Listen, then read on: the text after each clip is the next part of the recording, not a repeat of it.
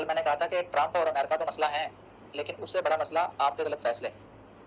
जो पहले भी हुकूमतें होती हैं, जो इमरान खान की हुकूमतें गलतियाँ उनसे भी होती थी, गलतियाँ इनसे भी हो रही हैं। तो जो गलत फैसला है वो आपको वापस लेना पड़ेगा। लेकिन मुनाफ़िकत तो ये है कि जब इमरान खान की हुकूमत हो तो आप बकवास करें और कहें कि U turn, U turn, U turn, तो ये बकवास है ये। तो आप कहें कि ये राइट टर्न है ये, आपने पहले रॉन्ग टर्न लिया था। ये हकीकी बातें हैं, ये करनी चाहिए। हुकूमत ने गलत फैसला किया, उन्होंने पेट्रोल की कीमत में 137 रुपये इजाफा कर दिया। लेकिन अब अच्छा फैसला ये है कि उन्होंने फैसला वापस लिया और कमी की। एक तमाशा तो बन गया, उनको सियासी नुकसान हुआ, अच्छा हुआ, हमें तो खुशी है।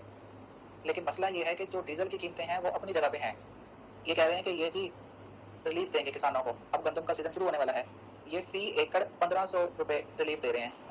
वो किसान यही बात कर रहे हैं कि यार जो थ्रेशर मशीनें हैं वो हर किसान की अपनी नहीं होती, वो किराए पे लेती हैं, और वैसे भी 3 साल से किसान को किसी भी फसल के रेट अच्छे नहीं मिल रहे। इसकी जिम्मेदारी इमरान खान के ऊपर नहीं आती, मेरे ऊपर नहीं आती, आसिम मुनीर को याद रखना चाहिए। 1 साल में ठीक हो जाएगी हमारी मीशत। वही कह रहा था 2013 में, 2023 में बल्कि। पीटीआई की लड़की है शहर बानो, वो कह रही कि अवाम को तो कोई असर नहीं होना, मेरे तो पेपर होने वाले, मैं तो तैयारी करने लगी हूँ। लेकिन उसने ना जाते जाते एक बात बताई, उसने कहा कि जो मेंढक होता है ना मेंढक, आप उसको अचानक गर्म पानी में फेंक दो तो वो बाहर निकल आएगा। लेकिन अगर आप मेंढक को ठंडे पानी में फेंक देना, तो पानी को गर्म करें, गर्म करते रहें, तो मेंढक उसी में बैठा रहेगा, अपने आप को ढाल लेगा। तो उसने यही बात की, उसने कहा कि आहिस्ता आहिस्ता पेट्रोल में इजाफा करेंगे ना तो कौम यूज टू हो जाएगी। जो रिएक्शन आया ना अवाम का, वो दोबारा नहीं आएगा। यानी कि हम भी यही समझते हैं कि जो पेट्रोल की कीमतें हैं वो मजीद इजाफा करेंगे ये।